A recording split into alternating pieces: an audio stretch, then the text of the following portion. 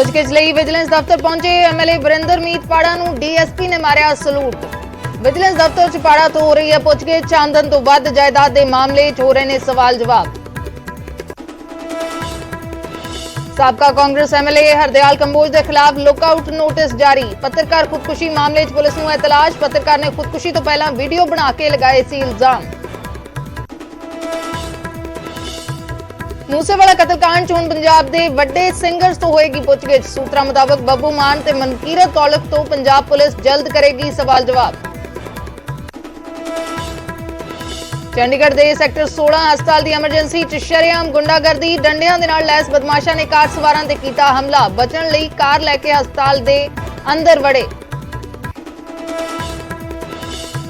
अकाल तख्त साहिब के जथेदार नूं मिले अकाली आगू जगमीत बराड़। मुलाकात तो बाद फिर दिखाए बागी तेवर। बोले जिन्हां ते बेअदबी ते करप्शन के केस उन्हां अगे पाई गई मेरी पेशी।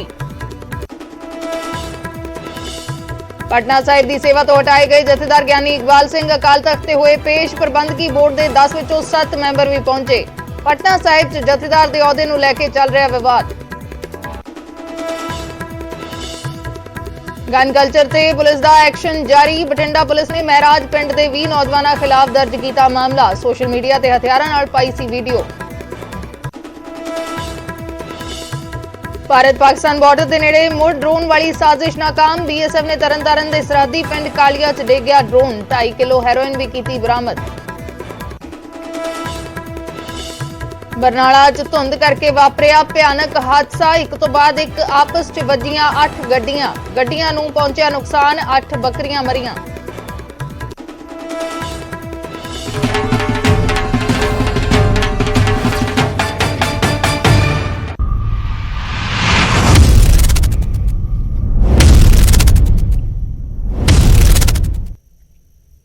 सत श्री अकाल, मैं अर्शदीप संधू न्यूज़ 18 पंजाब देख रहे दर्शकों का स्वागत है। शुरुआत करते हैं एक बड़ी खबर के नाल। पंजाब बीजेपी के वलों अपनी कोर कमेटी का ऐलान किया गया। कोर कमेटी च 17 मैंबरों का नाम है।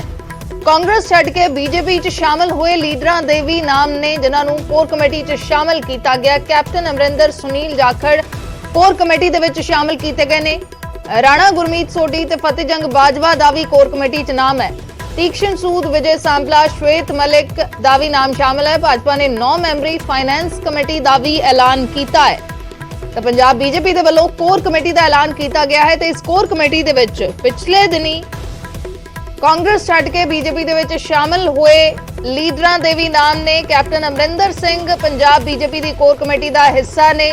सुनील जाखड़ पंजाब बीजेपी की कोर कमेटी का हिस्सा ने। राणा गुरमीत सोढी, फतेहजंग बाजवा का भी नाम इस शामिल है। तीक्ष्ण सूद, विजय सांपला, श्वेत मलिक जो पहला ही बीजेपी के आगू ने, उन्होंने नाम भी इस लिस्ट में शामिल है। बीजेपी ने 9 मैंबरी फाइनेंस कमेटी का भी ऐलान किया है।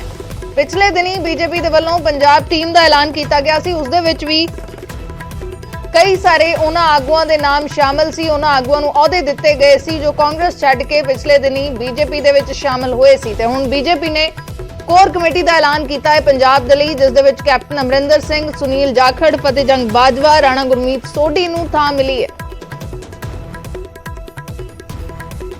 तो कोर कमेटी च कौन कौन है? अश्विनी शर्मा जो पंजाब बीजेपी के प्रधान ने, सोम प्रकाश, अविनाश राय, कैप्टन अमरिंदर ते सुनील जाखड़ दोवें कांग्रेस टू बीजेपी च गए ने।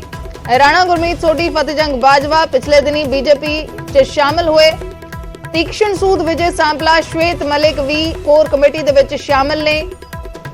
तां इह ओह चेहरे ने जिहड़े कोर कमेटी का हिस्सा ने। मनोरंजन कालिया, सरबजीत विरक, राजिंदर भंडारी, जसविंदर ढिल्लों, राजिंदर मोहन छीना बीजेपी दे जो चेहरे ने। जसविंदर ढिल्लों, राजिंदर मोहन छीना, मंत्री श्रीनिवासुलू ते सुभाष शर्मा। 17 मैंबरी कमेटी का ऐलान किया गया कोर कमेटी का, जिस दे विच कैप्टन अमरिंदर सिंह, सुनील जाखड़ नूं भी थां मिली है। फतेहजंग बाजवा, राणा गुरमीत सोढी नूं भी थां मिली है। अमन भारद्वाज साडे सहयोगी जुड़े ने।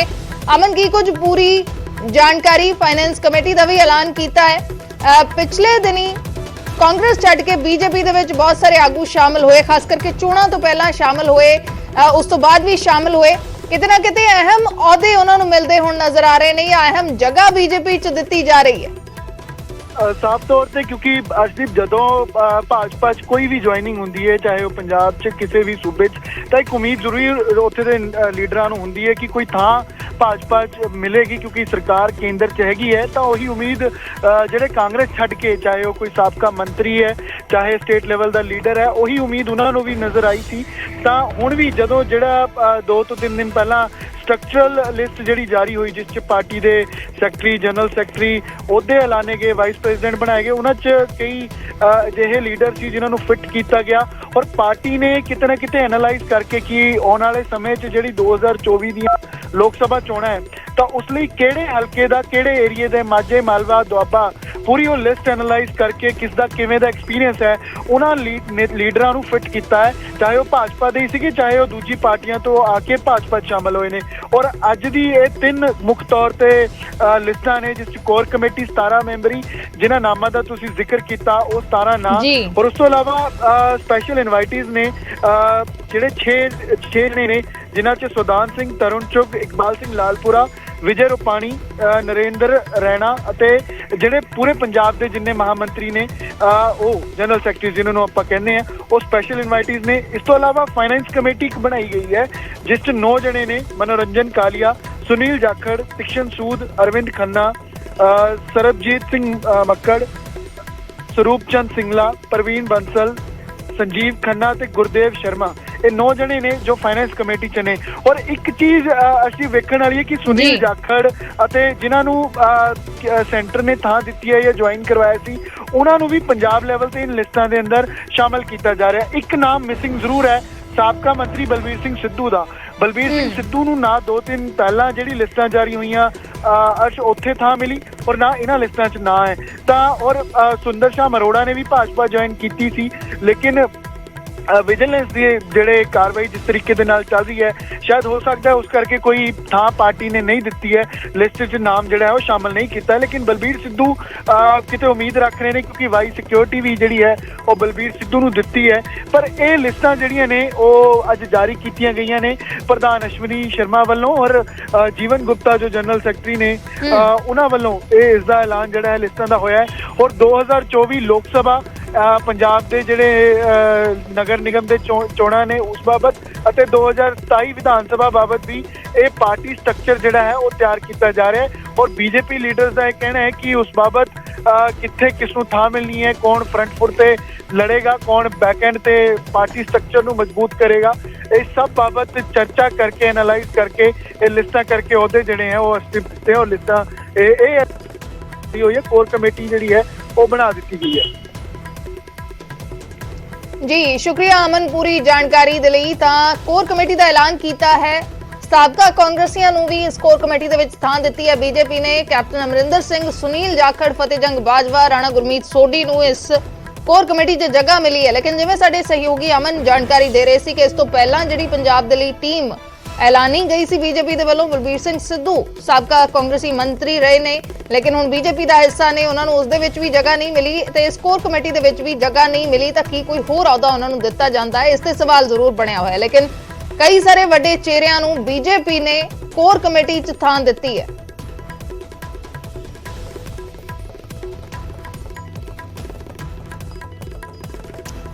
ਉਧਰ ਅਕਾਲੀ ਦਲ ਦੇ ਆਗੂ ਜਗਮੀਤ ਬਰਾੜ ਨੇ ਜਥੇਦਾਰ ਨਾਲ ਮੁਲਾਕਾਤ ਕੀਤੀ ਹੈ। ਸ਼੍ਰੀ ਅਕਾਲ ਤਖਤ ਸਾਹਿਬ ਦੇ ਜਥੇਦਾਰ ਗਿਆਨੀ ਹਰਪ੍ਰੀਤ ਸਿੰਘ ਨਾਲ ਮੁਲਾਕਾਤ ਕੀਤੀ ਹੈ। ਅਕਾਲੀ ਦਲ ਤੇ ਪੰਥ ਦੀ ਮੌਜੂਦਾ ਸਥਿਤੀ ਤੇ ਗੱਲਬਾਤ ਕੀਤੀ ਹੈ। ਜਗਮੀਤ ਬਰਾੜ ਨੇ ਕਿਹਾ ਹੈ ਕਿ ਲੀਡਰ ਨਹੀਂ, ਸੱਚੇ ਅਕਾਲੀ ਦੇ ਵਜੋਂ ਜਥੇਦਾਰ ਨਾਲ ਮੁਲਾਕਾਤ ਕੀਤੀ ਹੈ। ਉਹਨਾਂ ਨੇ ਕਿਹਾ ਕਿ ਲਾਲਚ ਦੇ ਕੇ ਮੇਰੇ ਖਿਲਾਫ ਕੂੜ ਪ੍ਰਚਾਰ ਕਰਵਾਇਆ ਜਾ ਰਿਹਾ, ਜਿਨ੍ਹਾਂ ਤੇ ਬੇਅਦਬੀ, ਕਰਪਸ਼ਨ ਦੇ ਕੇਸ ਨੇ, ਉਹਨਾਂ ਅੱਗੇ ਮੇਰੀ ਪੇਸ਼ੀ ਕਰਵਾਈ ਗਈ ਹੈ। ਪਾਰਟੀ ਦੇ ਵਰਕਰ ਵਜੋਂ ਮੈਂ ਕੰਮ ਜਾਰੀ ਰੱਖਾਂਗਾ, ਇਹ ਵੀ ਜਗਮੀਤ ਬਰਾੜ ਨੇ ਕਿਹਾ। ਇਸ ਮੁਲਾਕਾਤ ਤੋਂ ਬਾਅਦ ਅਕਾਲੀ ਦਲ ਨੂੰ ਜਗਮੀਤ ਬਰਾੜ ਬਾਗੀ ਤੇਵਰ ਲਗਾਤਾਰ ਦਿਖਾ ਰਹੇ ਨੇ। 10 ਦਸੰਬਰ ਨੂੰ ਅਨੁਸ਼ਾਸਨੀ ਕਮੇਟੀ ਅੱਗੇ ਵੀ ਉਹਨਾਂ ਨੇ ਪੇਸ਼ ਹੋਣਾ ਹੈ। ਪਹਿਲਾਂ 6 ਦਸੰਬਰ ਨੂੰ ਕਿਹਾ ਗਿਆ ਸੀ, ਲੇਕਿਨ 6 ਦਸੰਬਰ ਦੀ ਜਗ੍ਹਾ ਹੁਣ 10 ਦਸੰਬਰ ਨੂੰ ਉਹਨਾਂ ਨੇ ਅਨੁਸ਼ਾਸਨੀ ਕਮੇਟੀ ਅੱਗੇ ਪੇਸ਼ ਹੋਣਾ ਹੈ। ਇਸ ਤੋਂ ਪਹਿਲਾਂ ਵੀ ਅਨੁਸ਼ਾਸਨੀ ਕਮੇਟੀ ਨੇ ਉਹਨਾਂ ਤੋਂ ਜਵਾਬ ਮੰਗਿਆ ਸੀ ਤੇ ਬਾਅਦ ਦੇ ਵਿੱਚ ਜਵਾਬ ਤੇ ਸੰਤੁਸ਼ਟੀ ਨਹੀਂ ਜਤਾਈ, ਫਿਰ ਉਹਨਾਂ ਨੂੰ ਦਫ਼ਤਰ ਪੇਸ਼ ਹੋਣ ਦੇ ਲਈ ਕਿਹਾ ਗਿਆ 6 ਦਸੰਬਰ ਨੂੰ, ਲੇਕਿਨ ਹੁਣ 10 ਦਸੰਬਰ ਨੂੰ ਉਹਨਾਂ ਨੇ ਅਨੁਸ਼ਾਸਨੀ ਕਮੇਟੀ ਅੱਗੇ ਪੇਸ਼ ਹੋਣਾ ਹੈ। ਪਾਰਟੀ ਵਿਰੋਧੀ ਗਤੀਵਿਧੀਆਂ ਦੇ ਇਲਜ਼ਾਮ ਲੱਗ ਰਹੇ ਨੇ ਜਗਮੀਤ ਸਿੰਘ ਬਰਾੜ ਦੇ ਉੱਤੇ ਤੇ ਇਸ ਵਿਚਾਲੇ ਉਹਨਾਂ ਨੇ ਸ਼੍ਰੀ ਅਕਾਲ ਤਖਤ ਸਾਹਿਬ ਤੇ ਪਹੁੰਚ ਕੇ ਜਥੇਦਾਰ ਗਿਆਨੀ ਹਰਪ੍ਰੀਤ ਸਿੰਘ ਨਾਲ ਮੁਲਾਕਾਤ ਕੀਤੀ ਹੈ ਤੇ ਕਿਹਾ ਹੈ ਕਿ ਅਕਾਲੀ ਦਲ ਤੇ ਪੰਥ ਦੀ ਮੌਜੂਦਾ ਸਥਿਤੀ ਦੇ ਬਾਰੇ ਗੱਲਬਾਤ ਕੀਤੀ ਹੈ ਤੇ ਲੀਡਰ ਨਹੀਂ ਸਗੋਂ ਸੱਚੇ ਅਕਾਲੀ ਦੇ ਵਜੋਂ ਮੁਲਾਕਾਤ ਕੀਤੀ ਹੈ। ਉਹਨਾਂ ਨੇ ਇਹ ਵੀ ਇਲਜ਼ਾਮ ਲਗਾਏ ਕਿ ਲਾਲਚ ਦੇ ਕੇ ਉਹਨਾਂ ਦੇ ਖਿਲਾਫ ਕੂੜ ਪ੍ਰਚਾਰ ਕਰਵਾਇਆ ਜਾ ਰਿਹਾ। ਭਾਵਨਾ ਸੱਚੇ ਮਨੋਂ ਉਹਨਾਂ ਕੋਲੇ ਪ੍ਰਗਟ ਕਰਨਾ ਹੈ ਤਾਂ ਕਿ ਦੁਨਿਆਵੀ ਬੰਦੇ ਕੋਈ ਰਾਜਨੀਤਿਕ ਕੀੜਾ ਮੇਰੇ ਵਿਰੁੱਧ ਕੱਢਣ ਤੋਂ ਪਹਿਲਾਂ ਮੈਂ ਆਪਣੇ ਦਿਲ ਦੀ ਭਾਵਨਾ ਪੰਜਾਬ ਦੇ ਲੋਕਾਂ ਦੇ ਸਾਹਮਣੇ ਰੱਖਾਂ, ਕਿਉਂਕਿ ਮੇਰੇ ਖਿਲਾਫ ਕੂੜ ਪ੍ਰਚਾਰ, ਪੈਸੇ ਦੇ ਕੇ ਲੋਕਾਂ ਨੂੰ ਅਹੁਦੇ ਦੇ ਕੇ ਜਿਨ੍ਹਾਂ ਤੇ ਕਰੋੜਾਂ ਅਰਬਾਂ ਰੁਪਏ ਦੇ ਇਲਜ਼ਾਮ ਹਨ, ਮੇਰੀਆਂ ਪੇਸ਼ੀਆਂ ਉਹ ਬੰਦੇ ਪਾ ਰਹੇ ਹਨ ਜਿਨ੍ਹਾਂ ਦੇ ਉੱਤੇ ਬੇਅਦਬੀਆਂ ਦਾ, ਜਿਨ੍ਹਾਂ ਦੇ ਉੱਤੇ ਅਨੇਕਾਂ ਵਾਰ ਕਰਪਸ਼ਨ ਦੇ ਕੇਸਿਸ ਪੈਂਡਿੰਗ ਹੈ। 4-4 ਇੰਟਰਪੋਲ ਭਾਲ ਰਹੀ ਹੈ ਵਜ਼ੀਰਾਂ ਨੂੰ, ਜਿਹੜੇ ਵਜ਼ੀਰ ਰਹੇ ਹੈ ਉਹਨਾਂ ਦੇ ਵਿਰੁੱਧ ਜਦੋਂ ਇੰਨੇ ਕੇਸ ਚੱਲ ਰਹੇ ਹੋਣ ਤਾਂ ਜਿਹੜੀ ਕਮੇਟੀ ਵੀ ਗਠਿਤ ਕੀਤੀ ਗਈ, ਮੈਂ ਬੇਨਤੀ ਕੀਤੀ ਕਿ ਮੈਂ ਪੱਤਰ ਤੁਹਾਨੂੰ ਭੇਜ ਦਿੱਤਾ। ਮੈਂ ਕੋਈ ਜ਼ਾਤੀ ਗੱਲ ਬਾਈ ਨੇਮ ਕਿਸੇ ਦੇ ਵਿਰੁੱਧ ਨਹੀਂ ਕਹੀ, ਇਸ ਕਰਕੇ ਮੈਂ ਪਾਰਟੀ ਦੇ ਵਰਕਰ ਵਜੋਂ ਆਪਣਾ ਕੰਮ ਜਾਰੀ ਰੱਖਾਂ। ਦੁਨੀਆ ਭਰ ਦੇ ਲੋਕ ਇਹ ਕਹਿ ਰਹੇ ਹਨ ਕਿ ਖੇਤਰੀ ਪਾਰਟੀ ਵਜੋਂ ਅਕਾਲੀ ਦਲ ਦਾ ਕਮਜ਼ੋਰ ਹੋਣਾ ਇਸ ਦੇਸ਼ ਦਾ, ਇਸ ਵਤਨ ਦਾ ਤੇ ਨਾਲ ਦੀ ਨਾਲ ਪੰਜਾਬ ਦਾ ਤੇ ਸਿੱਖ ਕੌਮ ਦਾ ਕਮਜ਼ੋਰ ਹੋਣਾ ਹੈ। ਇਸ ਕਰਕੇ ਮੈਂ ਉਹਨਾਂ ਨੂੰ ਆਪਣੇ ਜਜ਼ਬਾਤ ਤੇ ਭਾਵਨਾਵਾਂ ਪ੍ਰਗਟ ਕੀਤੀਆਂ ਹਨ ਕਿ ਮੈਂ ਆਪਣੇ ਸਾਰੇ ਅਹੁਦਿਆਂ ਤੋਂ ਅਕਾਲੀ ਦਲ, ਸ਼੍ਰੋਮਣੀ ਅਕਾਲੀ ਦਲ ਦਾ ਵਰਕਰ ਰਹਾਂਗਾ, ਹਮੇਸ਼ਾ ਪਾਰਟੀ ਲਈ ਕੰਮ ਕਰਾਂਗਾ, ਲੇਕਿਨ ਮੈਂ ਅਹੁਦਿਆਂ ਦੇ ਪਿੱਛੇ ਨਾ ਭੱਜ ਕੇ ਮੈਂ ਅੱਜ ਉਹਨਾਂ ਨੂੰ ਬੇਨਤੀ ਕੀਤੀ ਹੈ ਔਰ ਉਹਨਾਂ ਨੇ ਹੁਕਮ ਲਾ ਦਿੱਤਾ ਹੈ ਕਿ ਅੱਜ ਤੋਂ ਬਾਅਦ ਤੁਸੀਂ ਜਗਮੀਤ ਸਿੰਘ ਅਕਾਲੀ ਹੋ। ਅਕਾਲੀ ਦਲ ਦਾ ਢਾਂਚਾ ਭੰਗ ਕਰ ਦਿੱਤਾ ਗਿਆ ਸੀ, ਤੁਹਾਨੂੰ ਯਾਦ ਹੋਣਾ, ਕਾਲੀ ਵਿੱਚ ਚੱਕਿਆ ਕਦਮ ਸੀ। ਅਗਲੇ ਦਿਨ ਕੁਝ ਸਿਆਣਿਆਂ ਬੰਦਿਆਂ ਨੇ ਜਿਹੜੇ ਪਾਰਟੀ ਦੇ ਵਿਧਾਨ ਨੂੰ ਸਮਝਦੇ ਆ, ਉਹਨਾਂ ਨੇ ਰਾਏ ਦਿੱਤੀ ਕਿ ਤੁਸੀਂ ਇਹ ਜਿਹੜਾ ਢਾਂਚਾ ਭੰਗ ਕੀਤਾ ਉਹ ਗੈਰ ਸੰਵਿਧਾਨਕ ਹੈ, ਕਿਉਂਕਿ ਵਰਕਿੰਗ ਕਮੇਟੀ ਭੰਗ ਨਹੀਂ ਹੋ ਸਕਦੀ ਸੀ। ਇਸ ਕਰਕੇ ਝੁੰਦਾ ਕਮੇਟੀ ਦੀਆਂ ਜਿਹੜੀਆਂ 42 ਸਿਫਾਰਿਸ਼ਾਂ ਸਨ ਉਹਨਾਂ ਨੂੰ ਜਨਤਕ ਕਰਨ ਦੀ ਬਜਾਏ, ਲਾਗੂ ਕਰਨ ਦੀ ਬਜਾਏ, ਜਿਹੜੀਆਂ ਪੰਥ ਦੇ ਵਡੇਰੇ ਹਿੱਤਾਂ ਵਿੱਚ ਸਨ ਉਹ ਕਿਸੇ ਨੂੰ ਬਣਾਉਣ ਜਾਂ ਲਾਉਣ ਲਈ ਨਹੀਂ ਸਨ। ਉਹਦੇ ਵਿੱਚ ਅਨੰਦਪੁਰ ਸਾਹਿਬ ਦਾ ਮਤਾ, ਉਹਦੇ ਵਿੱਚ ਆਲ ਇੰਡੀਆ ਸਿੱਖ ਸਟੂਡੈਂਟ ਫੈਡਰੇਸ਼ਨ ਦੀ ਪੁਨਰ ਸੁਰਜੀਤੀ, ਉਹਦੇ ਵਿੱਚ ਪੰਥਕ ਸੰਸਥਾਵਾਂ ਨੂੰ ਜੋ ਢਾਹ ਲੱਗੀ ਹੈ ਉਹਨਾਂ ਨੂੰ ਦੁਬਾਰਾ ਤੋਂ ਤਕੜਿਆਂ ਹੋ ਕੇ ਇਕਮੁੱਠਤਾ ਨਾਲ ਤਕੜਿਆਂ ਕਰਨਾ, ਕਾਇਮ ਕਰਨਾ, ਇਹ ਮੰਗਾਂ ਸਨ। 42 ਰეკਮੈਂਡੇਸ਼ਨਸ ਦੇ ਵਿੱਚੋਂ ਸੰਗਰੂਰ ਦੀ ਜਿਮਨੀ ਚੋਣ ਵਿੱਚ ਜਦੋਂ ਅਕਾਲੀ ਦਲ ਵਰਗੀ ਮਹਾਨ ਪਾਰਟੀ ਜਿਹੜੀ ਸ਼ਹੀਦਾਂ ਦੀ ਜਥੇਬੰਦੀ ਹੈ ਉਹ 5ਵੇਂ ਨੰਬਰ ਤੇ ਆਈ। ਐਡਾ ਵੱਡਾ ਰਾਜਨੀਤਿਕ ਡਿਬੈਕਲ ਜਿਹਨੂੰ ਕਿਹਾ ਜਾਂਦਾ ਹੈ ਪੋਲਿਟਿਕਸ ਦੇ ਵਿੱਚ ਕਦੇ ਨਹੀਂ ਹੋਇਆ। ਇਸ ਕਰਕੇ ਚਿੰਤਾ ਦਾ ਵਿਸ਼ਾ ਸੀ। ਬੀਬੀ ਜਾਗੀਰ ਕੌਰ ਜੀ ਇੱਕ ਬਹੁਤ ਵੱਡੀ ਸੰਸਥਾ ਦੀ ਪ੍ਰਤੀਨਿਧਤਾ ਕਰਦੇ ਹਨ। ਸੰਤ ਪ੍ਰੇਮ ਸਿੰਘ ਜੀ ਮੁਰਾਰੇ ਵਾਲਾ ਵੱਡੇ ਬਾਬਾ ਜੀ ਹੋਰਾਂ ਦਾ ਵਿਦਿਆ ਵਿੱਚ, ਉਹਨਾਂ ਦਾ ਸਿੱਖ ਪੰਥ ਦੇ ਅੰਮ੍ਰਿਤ ਪ੍ਰਚਾਰ ਵਿੱਚ ਉਹਨਾਂ ਦਾ ਬਹੁਤ ਵੱਡਾ ਯੋਗਦਾਨ ਹੈ। ਪਾਕਿਸਤਾਨ ਤੋਂ ਔਰ ਇੱਥੇ ਆ ਕੇ ਇੰਡੀਆ ਦੇ ਵਿੱਚ ਉਹਨਾਂ ਨੇ ਉਸ ਮਹਾਨ ਅਸਥਾਨ ਨੇ ਬਹੁਤ ਵੱਡੀ ਸੇਵਾ ਕੀਤੀ ਹੈ। ਤੋਂ ਚੋਣ ਲੜਨਾ ਤਾਂ ਮੈਂ ਸਮਝਦਾ ਕਿ ਡੈਮੋਕ੍ਰੈਟਿਕ ਰਾਈਟ ਹੈ। ਇਹ ਤਾਂ ਇਲੈਕਸ਼ਨ ਕਮਿਸ਼ਨ ਵੀ ਨਹੀਂ ਕਰਦਾ ਕਿ ਜੇ ਕੋਈ ਚੋਣ ਲੜ ਲਿਆ ਹੋਵੇ ਤਾਂ ਉਹਦੇ ਰਾਹ ਵਿੱਚ ਹੀ ਪੇਪਰ ਰਿਜੈਕਟ ਕਰ ਦਿਓ ਤਾਰੀਖ ਬਦਲਣ ਤੋਂ ਬਾਅਦ। ਮੇਰਾ ਕਹਿਣ ਦਾ ਭਾਵ ਹੈ ਕਿ ਉਹਨਾਂ ਦੇ ਵਿਰੁੱਧ ਜੋ ਐਕਸ਼ਨ ਹੋਇਆ ਚੋਣ ਲੜਦਿਆਂ ਦੌਰਾਨ ਉਹ ਵੀ ਗੈਰ ਸੰਵਿਧਾਨਕ ਸੀ। ਸ਼੍ਰੀ ਅਕਾਲ ਤਖਤ ਸਾਹਿਬ ਤੇ ਅੱਜ ਪਟਨਾ ਸਾਹਿਬ ਦੇ ਪ੍ਰਬੰਧਕੀ ਬੋਰਡ ਨੂੰ ਤਲਬ ਕੀਤਾ ਗਿਆ ਸੀ ਤੇ ਇਸ ਦੌਰਾਨ ਗਿਆਨੀ ਇਕਬਾਲ ਸਿੰਘ ਵੀ ਅਕਾਲ ਤਖਤ ਤੇ ਪੇਸ਼ ਹੋਏ ਨੇ। ਪਟਨਾ ਸਾਹਿਬ ਦੀ ਜਥੇਦਾਰੀ ਤੋਂ ਉਹਨਾਂ ਨੂੰ ਲਾਂਭੇ ਕੀਤਾ ਗਿਆ ਹੈ। ਗਿਆਨੀ ਰਣਜੀਤ ਸਿੰਘ ਗੌਹਰ ਤੇ ਇਕਬਾਲ ਸਿੰਘ ਦੋਵਾਂ ਨੂੰ ਜਥੇਦਾਰੀ ਤੋਂ ਲਾਂਭੇ ਕੀਤਾ ਗਿਆ ਹੈ। ਪਟਨਾ ਸਾਹਿਬ ਦੇ ਪ੍ਰਬੰਧਕੀ ਬੋਰਡ ਦੇ ਮੈਂਬਰ ਵੀ ਸ਼੍ਰੀ ਅਕਾਲ ਤਖਤ ਸਾਹਿਬ ਤੇ ਪਹੁੰਚੇ ਨੇ। 10 ਵਿੱਚੋਂ 7 ਮੈਂਬਰ ਅਕਾਲ ਤਖਤ ਤੇ ਪੇਸ਼ ਹੋਏ ਨੇ। ਮਹਿੰਦਰਪਾਲ ਸਿੰਘ ਨੂੰ ਬਹੁਮਤ ਸਾਬਤ ਕਰਨ ਦੇ ਵੀ ਹੁਕਮ ਦਿੱਤੇ ਗਏ ਨੇ। ਜਥੇਦਾਰ ਦੇ ਅਹੁਦੇ ਨੂੰ ਲੈ ਕੇ ਪਟਨਾ ਸਾਹਿਬ 'ਚ ਲਗਾਤਾਰ ਵਿਵਾਦ ਦੇਖਣ ਨੂੰ ਮਿਲ ਰਿਹਾ ਹੈ ਤੇ ਇਸੇ ਵਿਵਾਦ ਨੂੰ ਖਤਮ ਕਰਨ ਦੇ ਲਈ ਹੁਣ ਸ਼੍ਰੀ ਅਕਾਲ ਤਖਤ ਸਾਹਿਬ ਦੇ ਜਥੇਦਾਰ ਗਿਆਨੀ ਹਰਪ੍ਰੀਤ ਸਿੰਘ ਨੇ ਪਟਨਾ ਸਾਹਿਬ ਦੇ ਪ੍ਰਬੰਧਕੀ ਬੋਰਡ ਨੂੰ ਤਲਬ ਕੀਤਾ ਹੈ। ਪਿਛਲੇ ਦਿਨਾਂ ਦੇ ਵਿੱਚ ਜਿਸ ਤਰੀਕੇ ਦੀਆਂ ਤਸਵੀਰਾਂ ਸਾਹਮਣੇ ਆਈਆਂ ਪਟਨਾ ਸਾਹਿਬ ਤੋਂ ਤੇ ਉਸ ਤੋਂ ਬਾਅਦ ਸ਼੍ਰੀ ਅਕਾਲ ਤਖਤ ਸਾਹਿਬ ਤੇ ਗਿਆਨੀ ਰਣਜੀਤ ਸਿੰਘ ਗੌਹਰ ਨੂੰ ਐਂਟਰੀ ਨਹੀਂ ਦਿੱਤੀ ਗਈ ਅਕਾਲ ਤਖਤ ਸਕੱਤਰੇਤ ਦੇ ਵਿੱਚ, ਮੀਡੀਆ 'ਚ ਚਰਚਾਵਾਂ ਹੋਈਆਂ। ਇਸ ਪੂਰੇ ਵਿਵਾਦ ਨੂੰ ਲੈ ਕੇ ਫਿਰ ਸ਼੍ਰੀ ਅਕਾਲ ਤਖਤ ਸਾਹਿਬ ਦੇ ਜਥੇਦਾਰ ਗਿਆਨੀ ਹਰਪ੍ਰੀਤ ਸਿੰਘ ਨੇ ਪਟਨਾ ਸਾਹਿਬ ਦੇ ਪੂਰੇ ਪ੍ਰਬੰਧਕੀ ਬੋਰਡ ਨੂੰ ਤਲਬ ਕੀਤਾ। ਉਹਨਾਂ ਨੇ ਇੱਥੋਂ ਤੱਕ ਕਿਹਾ ਸੀ ਕਿ ਬੋਰਡ ਦੇ ਜਿਹੜੇ ਮੈਂਬਰ ਨੇ ਉਹ ਅਹੁਦਿਆਂ ਦੇ ਲਾਲਚ ਦੇ ਵਿੱਚ ਆਪਹੁਦਰੀਆਂ ਕਰ ਰਹੇ ਨੇ ਤੇ ਇਹ ਸਭ ਚਿੰਤਾ ਦਾ ਵਿਸ਼ਾ ਹੈ। ਇਸ ਸਭ ਦੇ ਨਾਲ ਸਿੱਖ ਪੰਥ ਨੂੰ ਢਾਹ ਲੱਗੀ ਹੈ ਤੇ ਇਸੇ ਮਸਲੇ ਨੂੰ ਹੁਣ ਹੱਲ ਕਰਨ ਦੇ ਲਈ ਪ੍ਰਬੰਧਕੀ ਬੋਰਡ ਨੂੰ ਅੱਜ ਅਕਾਲ ਤਖਤ ਤੇ ਤਲਬ ਕੀਤਾ ਗਿਆ ਹੈ। ਜਿਹੜੀ ਸਾਡੇ ਤਖਤ ਸ੍ਰੀ ਹਰਿਮੰਦਰ ਜੀ ਪਟਨਾ ਸਾਹਿਬ ਦੀ ਜੋ ਪ੍ਰਬੰਧਕ ਕਮੇਟੀ ਹੈ ਔਰ ਸ੍ਰੀ ਅਕਾਲ ਤਖਤ ਸਾਹਿਬ ਵੱਲੋਂ ਹੁਕਮ ਹੋਇਆ ਸੀ ਕਿ ਉਹ ਸਾਰੀ ਕਮੇਟੀ ਦੇ ਮੈਂਬਰ ਸਾਹਿਬਾਨਾਂ ਨੂੰ ਅੱਜ ਸ੍ਰੀ ਅਕਾਲ ਤਖਤ ਸਾਹਿਬ ਵਿਖੇ ਤਲਬ ਕੀਤਾ ਗਿਆ ਔਰ ਅਸੀਂ ਸਾਰੇ ਸਾਡੇ ਮੈਂਬਰ ਸਾਹਿਬਾਨ ਨੇ ਜਿਵੇਂ ਕਮੇਟੀ ਦੇ ਸਾਰੇ ਅੱਜ ਅਸੀਂ ਸ੍ਰੀ ਅਕਾਲ ਤਖਤ ਸਾਹਿਬ ਦੇ ਹੁਕਮ ਦੀ ਤਾਮੀਲ ਕਰਦੇ ਹੋਏ ਅੱਜ ਇੱਥੇ ਪਹੁੰਚੇ ਹਾਂ। ਸ੍ਰੀ ਅਕਾਲ ਤਖਤ ਸਾਹਿਬ ਦੇ ਆਦੇਸ਼ਾਂ ਨੂੰ ਅਸੀਂ ਆਪਣੇ ਸਿਰ ਮੱਥੇ ਮੰਨਦੇ ਹਾਂ। ਜੋ ਵੀ ਆਦੇਸ਼, ਜੋ ਵੀ ਹੁਕਮ ਸ੍ਰੀ ਅਕਾਲ ਤਖਤ ਦਾ ਹੋਵੇਗਾ ਔਰ ਉਹ ਅਸੀਂ ਸਿਰ ਮੱਥੇ ਸਾਰੇ ਪ੍ਰਵਾਨ ਕਰਾਂਗੇ। ਰਾਜੀਵ ਸ਼ਰਮਾ ਸਾਡੇ ਸਹਿਯੋਗੀ ਜੁੜ ਗਏ ਨੇ ਫੋਨ ਲਾਈਨ ਦੇ ਉੱਤੇ। ਰਾਜੀਵ, ਕੀ ਕੁਝ ਪੂਰੀ ਜਾਣਕਾਰੀ ਇਸ ਵੇਲੇ ਤੱਕ ਸ਼੍ਰੀ ਅਕਾਲ ਤਖਤ ਸਾਹਿਬ ਤੇ ਸੱਦਿਆ ਗਿਆ ਸੀ ਪੂਰਾ ਪ੍ਰਬੰਧਕੀ ਬੋਰਡ, ਗਿਆਨੀ ਇਕਬਾਲ ਸਿੰਘ ਵੀ ਪਹੁੰਚੇ ਹੋਏ ਨੇ, ਲੱਗਦਾ ਕਿ ਮਸਲਾ ਅੱਜ ਸੁਲਝਾ ਲਿਆ ਜਾਏਗਾ? देखो, जिस तक ज्ञानी इकबाल सिंह का सवाल है तो वो पहुंचे जरूर सी, कुछ समा उन्होंने मुलाकात की, पर उस तो बाद इत्थों जा चुके हैं क्योंकि उन्होंने अज इत्थे तलब नहीं किया गया। सिर्फ तो सिर्फ जी प्रबंधकी बोर्ड के मैंबर ने उन्होंने तलब किया गया और उस कमेटी के जिहड़े मैंबर ने उन्होंने विचों 7 मैंबर पहुंचे सी, 2 नूं अंदर नहीं जाने की इजाजत दी गई क्योंकि उन्होंने पहला तो ही तनखाहीआ करार दिता गया। इस करके 5 मैंबर जिहड़े ने पटना साहिब प्रबंधकी बोर्ड के वो इस वेले अकाल तख्त साहिब सकत्रेत विच जिहड़ी मीटिंग चल रही है उस दे विच मौजूद ने और विचार चर्चा की जा रही क्योंकि सीधे तौर पर यह उन्होंने कोलों तलब करके जवाब मंगया गया कि आखिरकार किस ढंग के नाल तुसीं ज्ञानी इकबाल सिंह नूं जो है पटना साहिब के जथेदार का अहुदा जिहड़ा उस लई नियुक्त किया। तो इसनूं लैके पूरी कह सकते कि एक दुविधा वाली स्थिति बनी हुई सी। दूसरे पासे 29 तरीक नूं श्री गुरु गोबिंद सिंह जी का जिहड़ा प्रकाश दिहाड़ा वो भी आ रहा, तो उसके जिहड़े समागम ने उन्होंने लैके आखिरकार उस वेले किस दी देख रेख दे विच सारे समागम होने ने वो भी एक जरूर चुनौती वाला विषय बनया होया। तो अज की जिहड़ी मीटिंग है उसके उपर पूरे समुचे पंथ की नज़र बनी हुई है कि आखिरकार की फैसला लिया जाता है। पर सीधे तौर पर इस करके जो है तलब किया गया कि एक तो जिहड़ी प्रबंधकी कमेटी के प्रधान ने उन्होंने ये कहा गया कि अपना जिहड़ा बहुमत है वो स्पष्ट किया जाए कि जेकर उन्होंने कोल बहुमत नहीं है तो उन्होंने किस ढंग के नाल फैसला लिया। तो दूसरे पासे ज्ञानी बलदेव सिंह नूं फिलहाल कार्यकारी जथेदार थापिया गया। मीटिंग चल रही है और मीटिंग तो बाद बहुत सारे सवाल ने जिन्हां दे जवाब अज मिल सकते हैं। जी अर्शी जी, शुक्रिया राजीव पूरी जानकारी दे लई। तां प्रबंधकी बोर्ड नूं तलब कीता गया है श्री अकाल तख्त साहिब दे उत्ते, तां इस नूं लैके अपना पक्ष वक् वखरे मैंबर रखणगे कि मसला की है, विवाद क्यों वधिया होया ते उसे विवाद नूं सुलझाउण दी अज कोशिश हो रही है।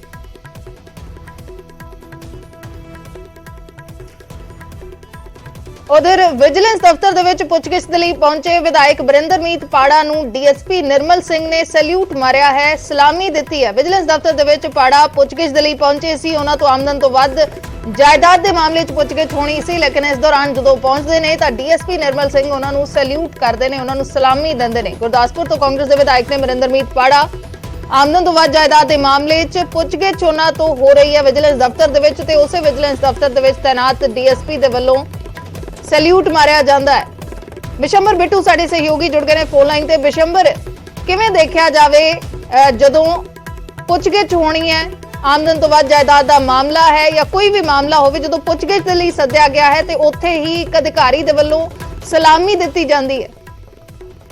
जी बरदार सिंह, तुसीं देख सकते हो अधिकारी ਉਹੀ अधिकारी है जिन्होंने चिट्ठी भेज के बुलाया डीएसपी विजिलेंस गुरदासपुर ने, जिन्होंने सूट उन्होंने मारा जा रहा।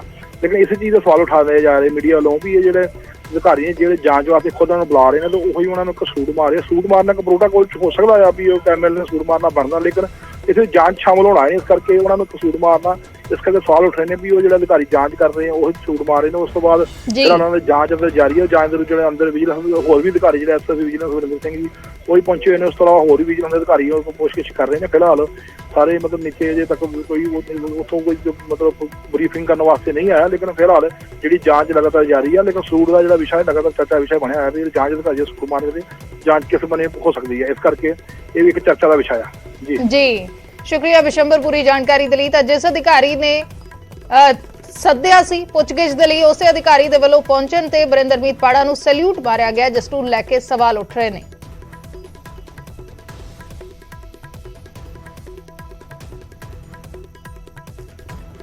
उधर साबका कांग्रेस विधायक के खिलाफ लुकआउट नोटिस जारी हो गया। हरदयाल कंबोज के खिलाफ लुकआउट नोटिस जारी होया। पत्रकार की खुदकुशी के मामले च पुलिस तलाश कर रही है हरदयाल कंबोज से पत्रकार रमेश शर्मा ने इल्जाम लाए सी, जहर निकल के खुदकुशी कर ली सी पत्रकार ने, ते उस तो पहला एक वीडियो के जरिए ते सुइसाइड नोट के जरिए हरदयाल कंबोज ते कई होरनां दे उत्ते इल्जाम लगाए सी। खुदकुशी तो पहला वीडियो बनाया सी। पुलिस ने हरदयाल कंबोज के खिलाफ FIR दर्ज की हुई है, भाल की जा रही है ते हुण लुकआउट नोटिस जारी हो गया है।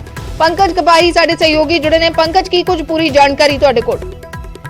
ਦੇਖੋ ਜਿਸ ਤਰੀਕੇ ਦੇ ਨਾਲ ਪਿਛਲੇ ਦਿਨਾਂ ਦੇ ਵਿੱਚ ਇੱਕ ਪੱਤਰਕਾਰ ਖੁਦਕੁਸ਼ੀ ਕਰ ਲੈਂਦਾ ਹੈ ਔਰ ਵੀਡੀਓ ਜਾਰੀ ਖੁਦਕੁਸ਼ੀ ਤੋਂ ਪਹਿਲਾਂ ਕੀਤੀ ਜਾਂਦੀ ਹੈ, ਜਿਸ ਦੇ ਵਿੱਚ ਜ਼ਿਕਰ ਕੀਤਾ ਜਾਂਦਾ ਹੈ ਕਿ ਸਾਬਕਾ ਜਿਹੜੇ ਵਿਧਾਇਕ ਨੇ ਹਰਦਿਆਲ ਸਿੰਘ ਕੰਬੋਜ ਅਤੇ ਉਹਨਾਂ ਦੇ ਕੁਝ ਹੋਰ ਨਾਲ ਸ਼ਖਸ ਦਾ ਨਾਮ ਲਿੱਤਾ ਜਾਂਦਾ ਹੈ ਕਿ ਇਹ ਇੱਕ ਝੂਠੇ ਕੇਸ ਦੇ ਵਿੱਚ ਗਲਤ ਤਰੀਕੇ ਦੇ ਨਾਲ ਫਸਾ ਰਹੇ ਹੈ ਔਰ ਹਰਾਸ ਜਿਹੜਾ ਹੈ ਉਹ ਕੀਤਾ ਜਾ ਰਿਹਾ ਹੈ। ਤਾਂ ਉਸ ਤੋਂ ਬਾਅਦ ਹਰਦਿਆਲ ਕੰਬੋਜ ਹੋਰਾਂ ਦੀਆਂ ਮੁਸ਼ਕਲਾਂ ਵੱਧ ਰਹੀਆਂ ਨੇ। FIR ਪਹਿਲਾਂ ਰਜਿਸਟਰ ਹੋਈ, ਹੁਣ ਲੁਕਆਊਟ ਨੋਟਿਸ ਜਿਹੜਾ ਹੈ ਉਹ ਜਾਰੀ ਕਰ ਦਿੱਤਾ ਗਿਆ ਕਿਉਂਕਿ ਜਾਣਕਾਰੀ ਇਹ ਮਿਲੀ ਹੈ ਕਿ ਵਿਦੇਸ਼ ਭੱਜਣ ਦੀ ਫਿਰਾਕ ਦੇ ਵਿੱਚ ਹਰਦਿਆਲ ਕੰਬੋਜ ਜਿਹੜਾ ਉਹ ਨਜ਼ਰ ਆ ਰਿਹਾ ਸੀਗਾ, ਤਾਂ ਇਸ ਵਜ੍ਹਾ ਕਰਕੇ ਨੋਟਿਸ ਜਿਹੜਾ ਉਹ ਜਾਰੀ ਕੀਤਾ ਗਿਆ। ਜੀ ਸ਼ੁਕਰੀਆ ਪੰਕਜ, ਪੂਰੀ ਜਾਣਕਾਰੀ ਦੇ ਲਈ। ਹਰਦਿਆਲ ਕੰਬੋਜ ਦੀ ਤਲਾਸ਼ ਹੋ ਰਹੀ ਹੈ ਲੇਕਿਨ ਅਜੇ ਤੱਕ ਪੁਲਿਸ ਦੇ ਹੱਥ ਨਹੀਂ ਲੱਗੇ ਤੇ ਹੁਣ ਪੁਲਿਸ ਨੇ ਲੁਕਆਊਟ ਨੋਟਿਸ ਜਾਰੀ ਕੀਤਾ ਹੈ ਹਰਦਿਆਲ ਕੰਬੋਜ ਦੇ ਖਿਲਾਫ। ਪੱਤਰਕਾਰ ਦੀ ਖੁਦਕੁਸ਼ੀ ਮਾਮਲੇ ਦੇ ਵਿੱਚ ਲੁਕਆਊਟ ਨੋਟਿਸ ਜਾਰੀ ਹੋਇਆ। FIR ਪਹਿਲਾਂ ਹੀ ਦਰਜ ਹੋਈ ਹੈ।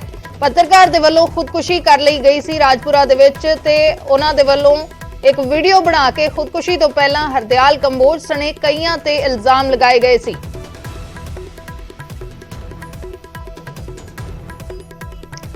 ਉਧਰ ਸਾਬਕਾ ਡਿਪਟੀ CM OP ਸੋਨੀ ਨੇ ਵਿਜੀਲੈਂਸ ਤੋਂ 1 ਹਫ਼ਤੇ ਦਾ ਸਮਾਂ ਮੰਗਿਆ ਹੈ। ਜਾਇਦਾਦ ਦਾ ਵੇਰਵਾ ਤਿਆਰ ਕਰਨ ਦੇ ਲਈ 1 ਹਫ਼ਤੇ ਦਾ ਸਮਾਂ ਮੰਗਿਆ ਹੈ। OP ਸੋਨੀ ਦੇ ਬੇਟੇ ਨੇ ਪੇਸ਼ ਹੋ ਕੇ ਮੌਹਲਤ ਮੰਗੀ ਹੈ। ਅੰਮ੍ਰਿਤਸਰ ਦੇ ਵਿੱਚ ਵਿਜੀਲੈਂਸ ਦੇ ਦਫ਼ਤਰ ਦੇ ਵਿੱਚ ਵਿਕਾਸ ਸੋਨੀ OP ਸੋਨੀ ਦੇ ਬੇਟੇ ਪੇਸ਼ ਹੋਏ ਸੀ ਵਿਜੀਲੈਂਸ ਦਫ਼ਤਰ ਦੇ ਵਿੱਚ। ਉਹਨਾਂ ਨੇ ਮੌਹਲਤ ਮੰਗੀ ਹੈ। ਜਾਇਦਾਦ ਦਾ ਵੇਰਵਾ ਤਿਆਰ ਕਰਨ ਦੇ ਲਈ ਵਿਜੀਲੈਂਸ ਤੋਂ 1 ਹਫ਼ਤੇ ਦਾ ਸਮਾਂ ਮੰਗਿਆ ਹੈ।